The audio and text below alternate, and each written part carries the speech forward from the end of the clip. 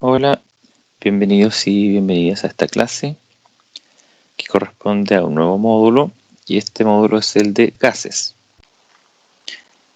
Lo que ven ustedes ahí es una columna de aire que representa qué pasaría si el metro cuadrado, que normalmente se denomina que tiene cada persona, se extendiera desde la superficie de la Tierra hacia donde termina la atmósfera, es decir, donde está la capa de ozono. Eso formaría una columna de aire con esa área justamente de 1 metro cuadrado, pero que el volumen de ella tendría una masa de 1 por 10 a la 4 kilogramos.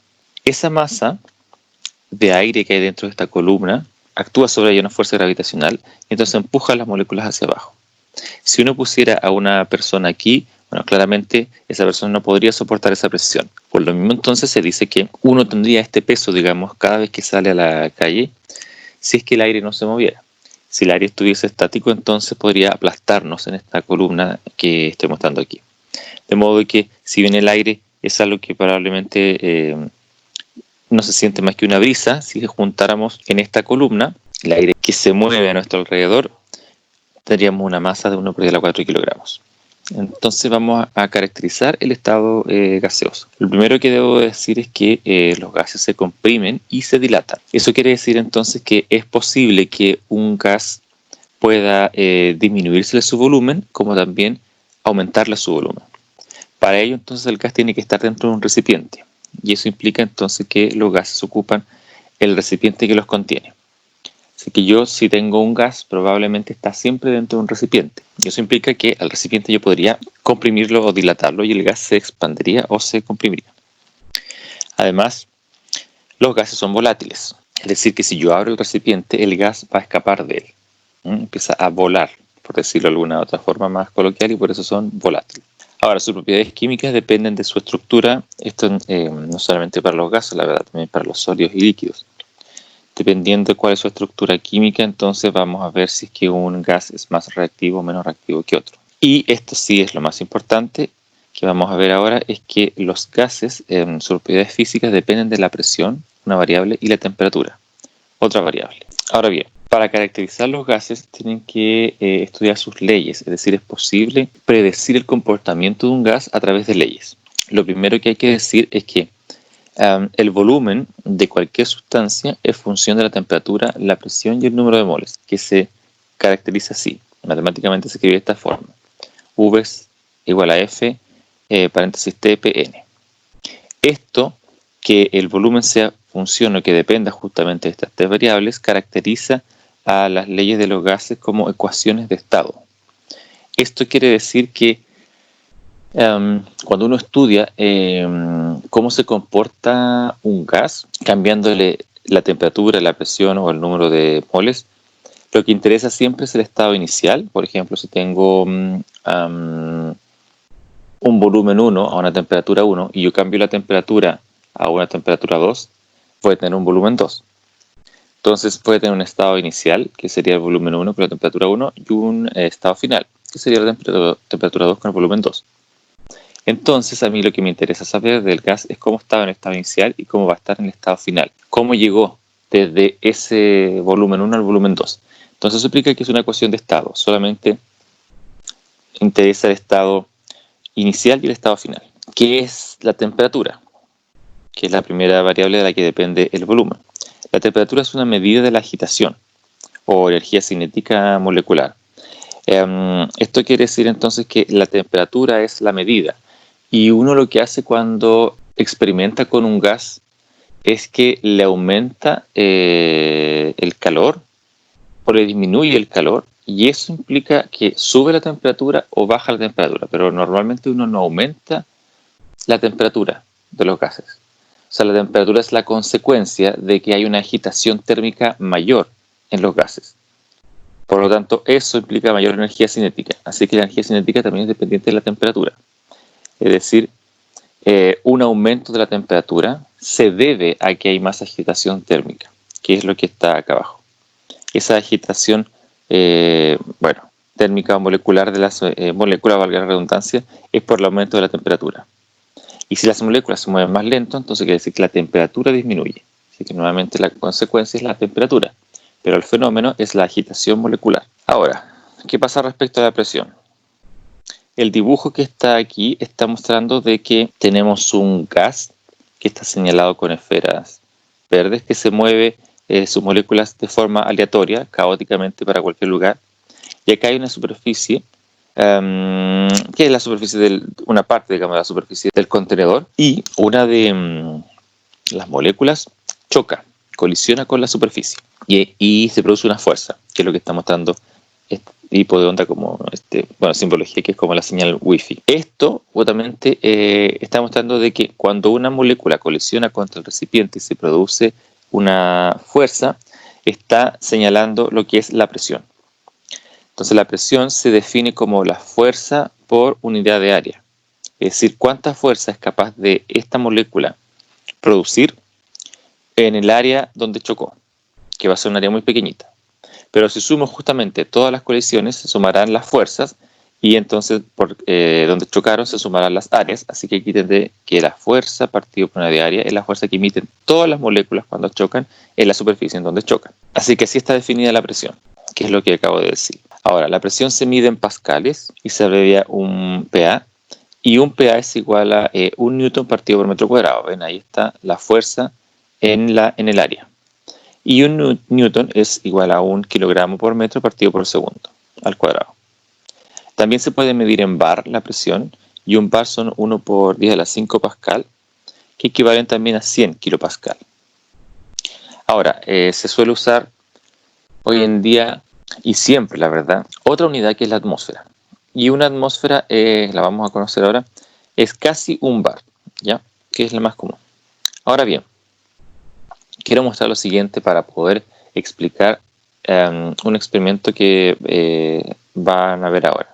Si la presión es fuerza partido por unidad de área, bueno, ya sabemos de la física que la fuerza de la gravitación, la fuerza gravitacional es masa por aceleración. Ahora, la masa se puede reemplazar por el volumen por la densidad. Recuerden que la densidad es masa partido por volumen, entonces si yo despejo la masa, me queda volumen por densidad. Y el volumen no es otra cosa que el área por la altura de un recipiente, si pensamos por ejemplo en un cubo. De modo que aquí se va el área con el área y nos queda que la presión se puede escribir también como la altura por la densidad por la fuerza gravitacional, por la aceleración, gravitacional. ¿Por qué es esto? Tengan muy en cuenta esto de la altura y la densidad.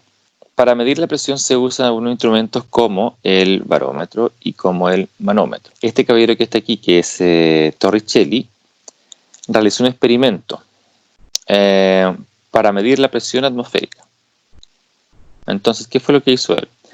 En un recipiente casi lleno de mercurio, lo que hizo fue poner un tubo de vidrio al vacío, donde la parte de arriba está sellada, pero la parte de abajo está abierta. Y lo que hizo fue darlo vuelta sobre este recipiente lleno de mercurio. Como resultado, lo que ocurrió es que el mercurio comenzó a subir por este vidrio, por este tubo de vidrio. Entonces, hasta que se paró en algún momento, no subió más.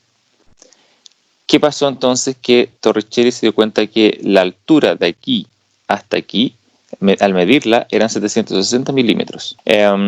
Y eso ocurría porque la presión atmosférica estaba ejerciendo una fuerza sobre el mercurio. Por lo tanto, el mercurio se veía obligado a contrarrestar esa fuerza subiendo por este capilar. Pero el mercurio no iba a ser capaz de subir hasta arriba, digamos más de 760 milímetros, porque hay otra fuerza que lo está empujando hacia abajo, que es la gravitacional. De modo que cuando estas fuerzas se igualan, lo que ocurre es que el mercurio deja de subir. Esto entonces, como les decía, era una altura de 760 milímetros de mercurio. Entonces se usa como principio para calcular cuánta presión tienen los gases. Si ustedes, por ejemplo, quieren medir la presión, supónganse que este recipiente que está aquí lleno de gas es un neumático. Y le conectan esto que se denomina manómetro de mercurio, que no es otra cosa que un tubo que tiene una sección de mercurio. Y entonces al conectar aquí este extremo del tubo al gas o al recipiente que lo contiene, se deja la otra parte del tubo abierta. Entonces va a existir una competencia, vamos a decirlo así, entre las fuerzas del gas que ejerce aquí cuando sale por la columna, sale por el tubo y empieza a empujar al mercurio, versus la presión atmosférica que está empujando por el otro lado al mercurio. Eso entonces se va a detener en algún momento y se puede medir la altura de esta columna. En este caso aquí lo que hicieron fue medir desde esta base 136,4 milímetros y después de esta base hasta esta 103,8 milímetros. Entonces aquí está donde llegó el mercurio por este lado y acá es donde quedó el mercurio por este otro lado. Esa diferencia entonces da la altura y esa es la presión del gas en milímetros de mercurio. Entonces debemos darnos cuenta de que la presión del gas, para que esto ocurra, se iguala a la presión atmosférica, pero hay que sumarle también la presión de la columna, porque la columna está ejerciendo también una presión y esa es debida a lo que estamos viendo acá, que era la fuerza gravitacional. De hecho, si restamos eso que está ahí, que son 136,4 menos 103,8, eso da 32,6 milímetros de mercurio. Entonces esa es la presión de ese gas. Ahora bien, 760 milímetros de mercurio se bautizó entonces la unidad milímetro de mercurio como Torr, en honor a Torricelli. Entonces podemos hablar aquí de 760 o de acá 32,6 Torr. Y eso se señaló después como una atmósfera. Entonces esto es otra medida de la presión y las atmósferas se miden en atm. Y eso, una atmósfera es igual a 760 Torr. Que esto es la presión estándar al nivel del mar. Las presiones varían un poco en el planeta dependiendo de dónde estemos. Normalmente al nivel del mar la presión, como dice aquí, es una atmósfera, pero si uno sube un cerro o una montaña, cada vez que sube la presión disminuye.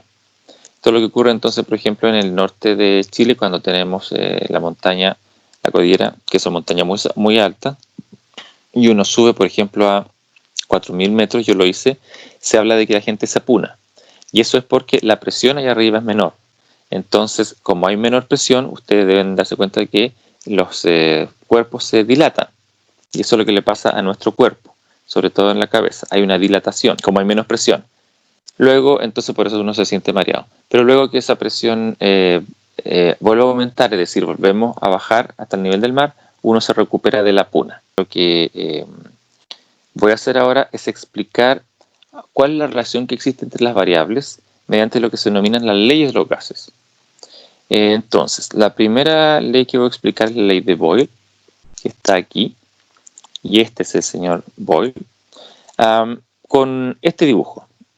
Si se fijan, lo que está ocurriendo aquí es que hay un cilindro donde tiene un gas encerrado, que son las esferas azules, y sobre él hay un disco que lo aprieta. Cuando hay estas cuatro pesas, fíjense que el volumen es bastante pequeño. Y aquí está diciendo que esas cuatro pesas están ejerciendo una presión de 4 atmósferas. Pero si yo le quito 2 pesas, el volumen aumenta. Y ahora la presión ha disminuido, son 2 atmósferas.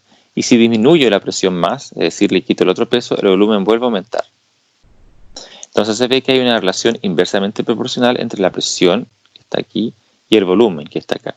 Si el volumen es 1 una vez, la presión es 4 atmósferas. Pero si ahora el volumen es 2 veces, es más grande, entonces la presión es menor. Y si el volumen es 4 veces, entonces la presión sigue siendo menor. Entonces aquí se ve que a medida que se aumenta el volumen, la presión disminuye. Eso fue entonces lo que encontró Boyle, siempre y cuando los moles del gas y la temperatura del gas permanecieran sin modificar. Se da cuenta que al multiplicar la presión por volumen siempre le da una constante. Bueno, aquí si ustedes quieren puedo escribir que la presión es inversamente proporcional al volumen, pero están relacionadas entre ellas mediante una constante. Entonces, en este caso, por ejemplo, tenemos un volumen 1 y una presión 1. Supónganse que esto está en litros. Entonces esto sería una vez el volumen, entonces 1 litro. 1 litro por 4 atmósferas me da 4 atmósferas litros. Pero si ahora tengo 2 veces el volumen, es decir, 2 litros, la presión es 2 atmósferas. Por lo tanto, 2 atmósferas por 2 litros me da 4 atmósferas litros. Y así sucesivamente. Acá va a dar 4 litros por 1 atmósfera, 4 atmósferas litros. Siempre es esa constante. Entonces, aunque uno cambie, el gas esté a una presión 1 y una volumen 1, y cambia a una presión 2 y un volumen 2, la multiplicación de esa presión por el volumen va a ser siempre una constante. Por lo tanto, si se tiene que para cada volumen que existe una única presión siempre va a haber una constante, es decir, P1 por V1 va a ser igual a una constante, y si cambio a una presión 2 y un volumen 2 va a ser una constante, y así sucesivamente, por lo tanto, esta ecuación se puede igualar a esta. Y puedo saber entonces, predecir cómo se va a comportar un gas cuando yo cambio una de las variables. Si el gas está a una presión 1 y un volumen 1, y yo lo cambio a una presión 2, puedo saber cuál va a ser el volumen al que va a llegar ese gas. Entonces esta ecuación es una ecuación predictiva y tiene 4 variables. Sabiendo 3, yo puedo determinar la cuarta. Y esto entonces es lo que vamos a ver con el primer ejemplo. Dice, se tiene una muestra de 2,5 litros de freón 12, que tiene esa fórmula, Cl2F2, gas que se usaba en refrigeración y principal causante de la destrucción de la capa de ozono de la atmósfera. Y lo tiene ese gas a una presión de 0,50 atmósferas. Calcular el volumen final si la presión disminuye a 0,14. El volumen 1 son 2,5 litros y la presión 1 son 0,500 atmósferas. Pero ahora la presión 2 va a llegar a un valor de 0,14 atmósferas. Entonces si comparan 0,14 con 0,50 es menor.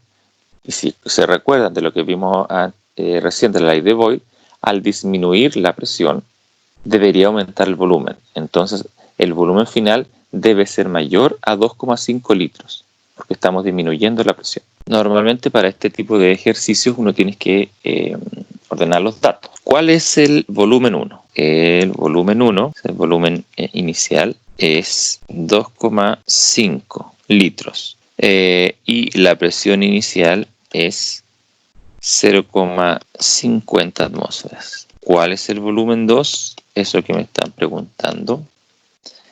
Pero sí me dicen cuál es la presión 2 a la que llegó esto. Y esto es 0,14 atmósferas. De la ley de Boyle, entonces, yo sé que la presión 1 por el volumen de 1 es igual a la presión 2 por el volumen 2. Reemplazando entonces los valores que tenemos ahí, tengo que 0,50 atmósferas se multiplican por el volumen 1, que es 2,5 litros, y eso es igual a la presión 2, que son 0,14 atmósferas, por el volumen 2, que es mi incógnita. Entonces, al despejar de aquí el volumen 2, lo que yo voy a obtener es que eso es igual a 8,9 litros. Si se fijan, entonces, el volumen es mayor, tal como lo predecía la ecuación, debido a que ahora la presión es menor. Otra ley de los gases es la ley de Charles, que establece una relación entre el volumen, que está aquí, y la temperatura. Entonces he puesto este gráfico para deducir qué es lo que ocurre, cuál es la relación entre el volumen y la temperatura. Todas esas rectas que ven ahí ustedes coloreadas implican un volumen de oxígeno. En la línea roja, por ejemplo, es un volumen de 1 gramo de oxígeno que se ha puesto en un recipiente a 1500 torr, que sería entonces la presión. La línea magenta sería un volumen de 1 gramo de oxígeno que se ha puesto a 2500 y así sucesivamente. Entonces estas líneas se cambia la masa, pero también se cambia la presión. Pero cualquiera de ellas que yo vea, me puedo dar cuenta de que esta, la roja por ejemplo, indica que a medida que se aumenta la temperatura, el volumen aumenta. De modo entonces que la relación que hay entre la temperatura y el volumen es que es directamente proporcional. Y eso fue lo que encontró el señor Charles. Es decir, que el volumen partido por la temperatura nos va a dar una constante. De modo que si paso la temperatura para acá, el volumen es igual a una constante por la temperatura. Esto implica entonces de que cada vez que yo mida la relación o la proporción volumen partido por temperatura, siempre me va a dar una constante. Entonces, como en el caso anterior, si tengo un volumen 1 inicial y una temperatura 1 inicial y la cambio a un volumen 2, hay que cambiar la temperatura a una temperatura 2, serían los valores finales, entonces eso siempre va a dar una constante. Es importante hacer notar que la temperatura en el sistema internacional se mide en Kelvin, que se abrevia con una K. De hecho, se dice solo Kelvin, no grados Kelvin. Y siempre es una K mayúscula. Entonces, esta ecuación establece que la relación entre el volumen y la temperatura es directamente proporcional, siempre y cuando, eso es lo importante, permanezcan N y P sin modificar, ¿ya? Tienen que estar también constantes. Una cosa importante de este gráfico es que al hacer estos experimentos que están aquí, cualquiera de ellos siempre, si uno extrapola las rectas, es decir, va más allá de los puntos, terminan en un mismo valor. Ese valor son en grados Celsius, que es lo que está aquí en la escala, menos 273. Y eso corresponde en la escala Kelvin al 0 Kelvin. Esta temperatura es lo que se llama el cero absoluto, pero ningún gas logra alcanzar esta temperatura debido a que todos ocupan un volumen, porque eso implicaría entonces de que el volumen para llegar a esa temperatura, si se fijan, ¿cuál es el valor del eje de las Y? Aquí es 0. Es muy difícil llegar a esta temperatura con un gas porque hay que comprimirlo. Y eso implica entonces que el gas tendría que tener un volumen de 0. Y eso no puede ser, porque un gas siempre va a tener un volumen. Si tiene un volumen de 0, quiere decir que el gas dejó de existir. Entonces es importante saber que vamos a manejarnos desde este valor en los cálculos y en las escalas, y en la escala, digamos, Kelvin de 0, ese es el valor mínimo, y de ahí en adelante cualquier valor. Siempre hay entonces una equivalencia entre la temperatura en grados Celsius y la temperatura en Kelvin. En este caso, para transformar de grados Celsius a grados Kelvin, lo que hay que hacer es que a la temperatura Celsius hay que sumarle 273,15 y ahí se cambia a Kelvin. Para que ustedes se den cuenta de este fenómeno, vamos a ver el siguiente video, que las imágenes hablan por sí solas.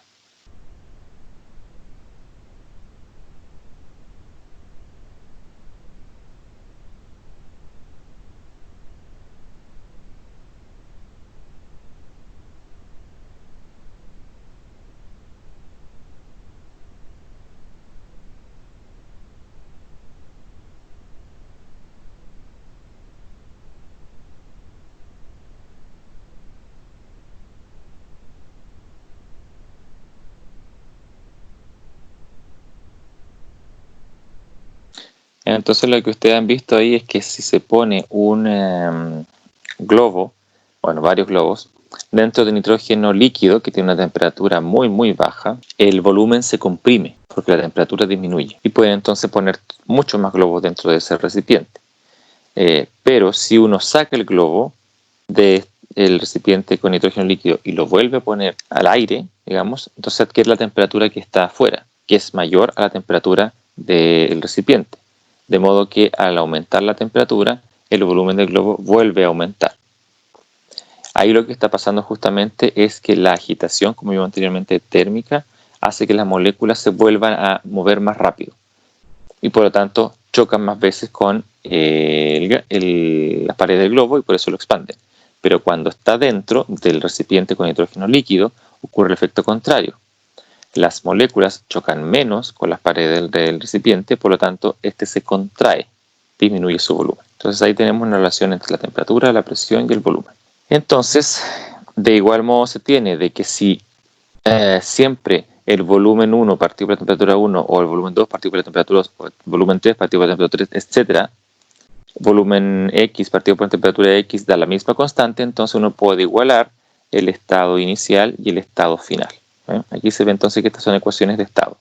Y puedo entonces determinar una de estas 4 variables si conozco las otras 3. Ahora, entre la temperatura y la presión, Gay-Lussac, otro científico francés, encontró la misma relación. Es decir, que una presión 1 partido por una temperatura 1 es igual a una presión 2 partido por una temperatura 2 y así sucesivamente, y da una constante, de modo que se pueden igualar estas dos ecuaciones.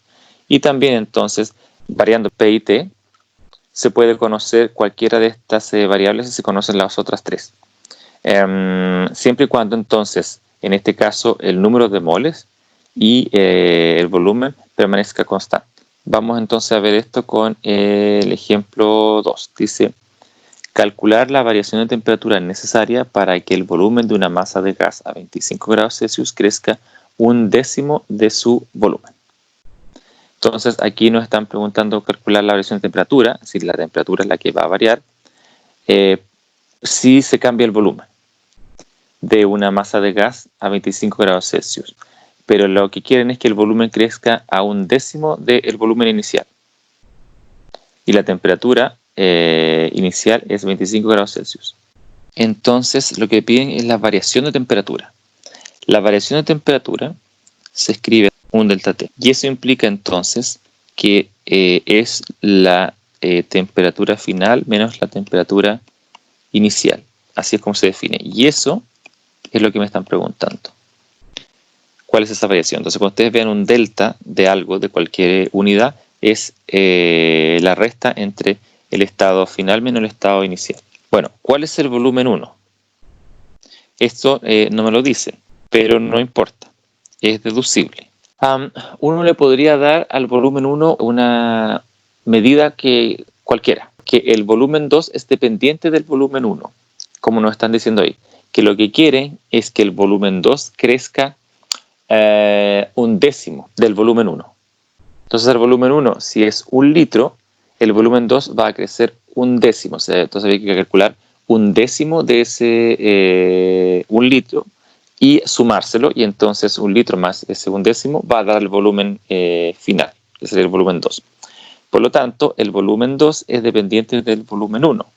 Y eso sería entonces que al volumen 1 hay que sumarle un décimo de ese volumen 1.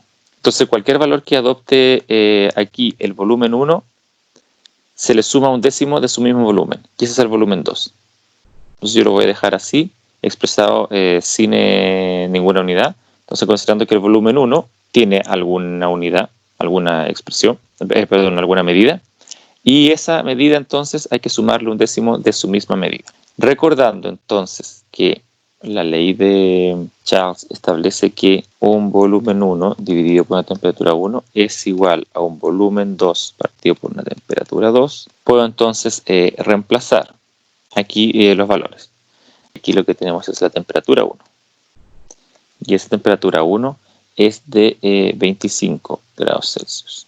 Entonces, esta temperatura de 25 grados Celsius, si yo le sumo 273,15, me va a quedar en 298,15 Kelvin.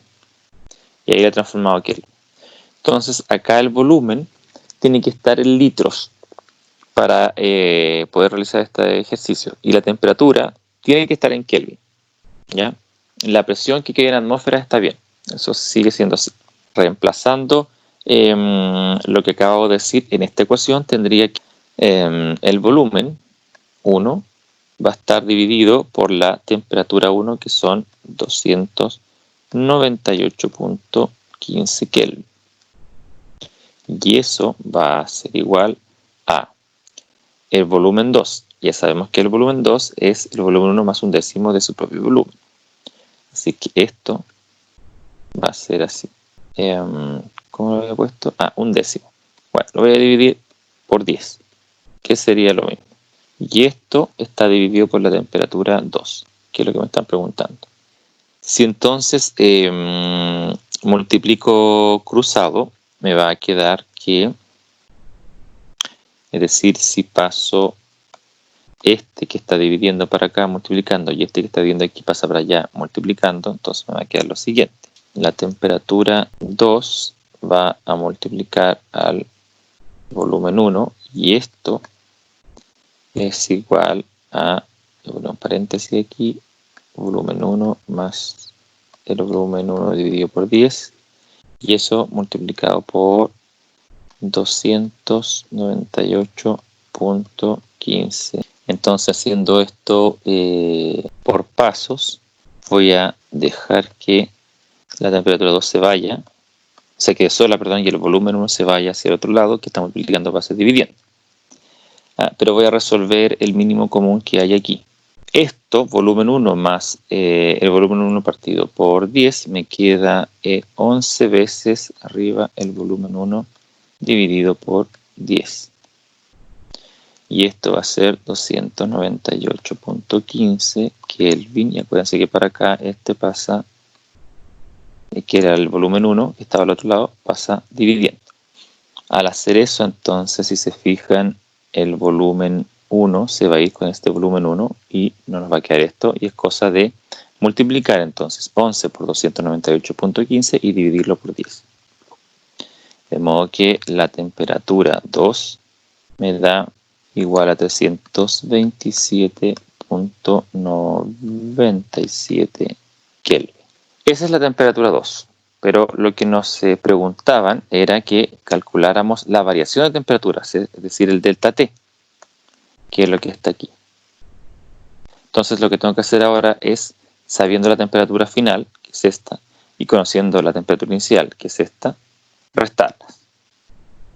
Al hacer eso, el delta T va a ser igual a T2 menos T1, y eso es igual a 327.97 Kelvin menos 298.15 Kelvin.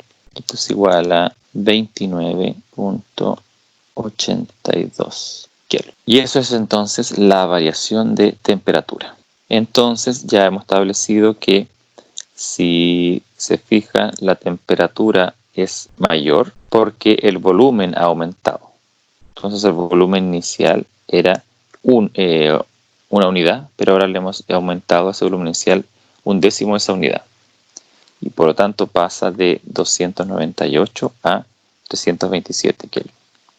Entonces, como se ve, hay una relación directamente proporcional entre estas dos variables. Y me voy a referir ahora a lo que se denomina las condiciones normales de presión y temperatura. ¿Por qué se hace referencia a esto? ¿Qué es lo que quiero decir con esto? Cuando uno trabaja con gases, normalmente lo hace pensando en lograr una medida estándar para que podamos hacer referencia a ella y obtener algún dato, algún valor de esto. Por lo mismo, entonces, por la importancia que tienen estas dos variables, es decir, la presión y la temperatura, para definir el estado de un gas, resulta útil contar con valores de referencia que faciliten los cálculos y la comprensión de los resultados.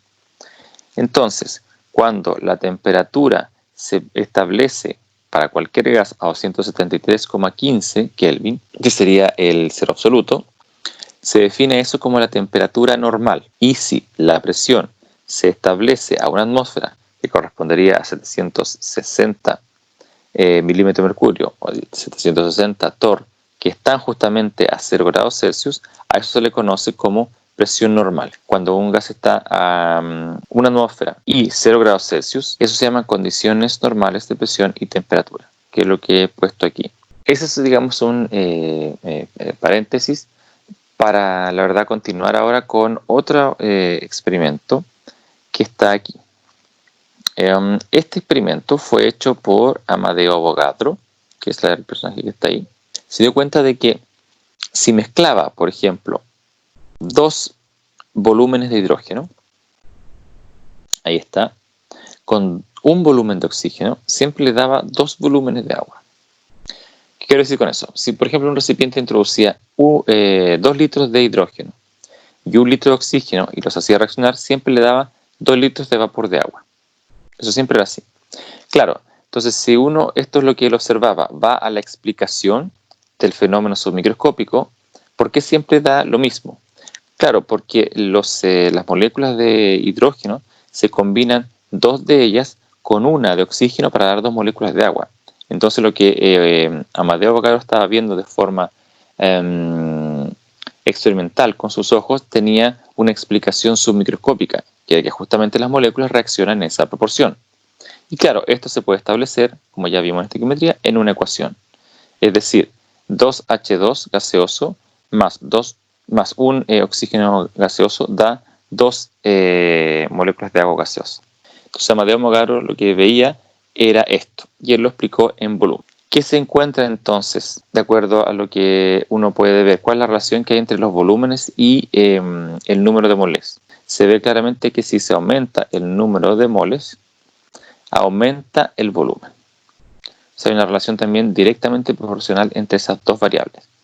Eso sí, siempre y cuando la presión y la temperatura no se modifique. Entonces, un número igual de moléculas de gases diferentes ocupan el mismo volumen si coinciden con su temperatura y presión.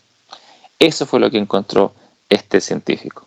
Bueno, la ley de Avogadro se basa en la ley de combinación de volúmenes de Gay-Lussac, en que los volúmenes de los gases que reaccionan a una temperatura dada lo hacen en proporciones de números enteros y pequeños. Entonces aquí nuevamente aparecen, la verdad, las leyes ponderales, ¿ya? Entonces es fácil darse cuenta que cuando uno mezcla volúmenes de gases y da o un volumen de otro gas, siempre esos volúmenes van a coincidir con el número de moles que están reaccionando. Aquí 2 moles de esto con un mol de esto da 2 moles de agua. ¿Qué volumen de ácido clorhídrico, eso es lo que está poniendo aquí, qué volumen medido a 300 grados Celsius y 5,6 atmósfera puede producirse por esta reacción que está aquí abajo? Y tiene esta reacción 15,2 litros de ácido de sulfuro de hidrógeno, perdón, que está a las mismas condiciones acá arriba, a esta temperatura y a esta presión, pero el exceso es el de cloro. Entonces este es el reactante en exceso, el reactante, y el reactante limitante es este, ¿ya? Y nos preguntan cuánto se puede producir de ácido clorhídrico. Se puede poner acá abajo 15,2 y nos están preguntando de esto. ¿Cuánto se va a formar? No sabemos. Ya. Solamente nos dan ese dato. No nos dan algo más. ¿Ya? Entonces, ¿cómo puedo llegar a establecer cuál es la forma de obtener el volumen de ácido clorhídrico? Los gases se mezclan y se producen en términos de volúmenes. Entonces, si la ecuación me dice que 2 moles de hidrógeno más 1 mol de oxígeno van a producir 2 moles de agua, implica entonces que 2 volúmenes de hidrógeno se mezclan con un volumen de oxígeno y producen 2 volúmenes de agua, y el volumen puede ser en la unidad que quiera. Aquí yo tengo justamente el volumen de sulfuro de hidrógeno. Si supiera entonces en qué relación están estequiométricamente este con este, puedo obtener inmediatamente cuánto es el volumen de ácido clorhídrico. Pero para eso entonces hay que balancear la ecuación de acá arriba. No está balanceada. A este lado hay 8 azufres, entonces me faltan azufres. Por lo tanto, tengo que poner aquí, voy a poner 8. En ese caso, entonces al poner 8, tengo 2 por 8, 16 hidrógenos. Y acá solo tengo 1, entonces aquí voy a tener que poner 16. Pero al hacer eso, entonces, lo que he hecho es aumentar la cantidad de cloros a este lado. Y allá tengo 2 solamente. Por lo tanto, aquí, para que me quede todo balanceado, voy a tener que poner un 8. Y 2 por 8 son 16, y ahí tengo 16 cloros. 16 hidrógenos y 8 azufre. Está balanceado. Entonces, la relación que hay estequiométrica entre este sulfuro de hidrógeno con respecto al ácido clorhídrico es 8C6. Entonces, si lo paso volúmenes, querría decir que 8 volúmenes de este gas dan 16 volúmenes de este gas. La relación es 8, 6 y 6. Pero esa relación se puede escribir también de la siguiente forma. Eso lo voy a poner acá arriba, 8 es a 16. Pero eso se puede simplificar por 8. Es decir, que lo que está ocurriendo, la verdad, es que esto es 1 es a 2. 2 por 8, 16. Y entonces he simplificado los coeficientes estequiométricos. De modo que si tengo aquí 15,2 litros y se mezclan estos gases en un volumen, da 2 volúmenes. Por lo tanto, si tengo 15,2 litros, lo que debo tener acá debe ser el doble. Así es que, haciéndolo, digamos, de forma matemática bien bonita, sería que 15,2 litros de H2S van a transformarse en litros de HCl, sabiendo de que 2 litros de ácido clorhídrico está en relación con 1 litro de H2S. Entonces aquí se va a ir el litro de HS con S. Al hacer eso, entonces se ve que lo que hay que hacer es multiplicar 2 veces esto, es decir, lo que estábamos diciendo antes, que es el doble. Y eso es 15.2 por 2, es 30,4. 30.4 litros de HCl. Esto es lo que se produce a partir de 15,2 litros de sulfuro de hidrógeno. Lo otro que me gustaría contarles es qué es lo que es la definición de volumen molar.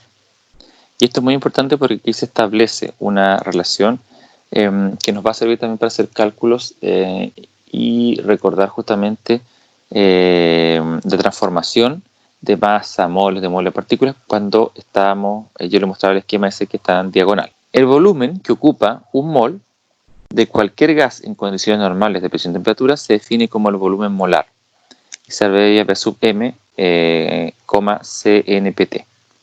Y siempre, siempre, siempre corresponde a 22,414 litros. Es decir, si ustedes tienen un mol que corresponde a 6,022 por 1023 moléculas o átomos de cualquier gas, en este caso tengo un mol de helio, tengo un mol de nitrógeno y un mol de metano, y lo ponen a una presión de una atmósfera y a una temperatura de 0 grados Celsius, es decir, las condiciones normales de presión y temperatura, siempre, siempre van a tener 22,4 litros.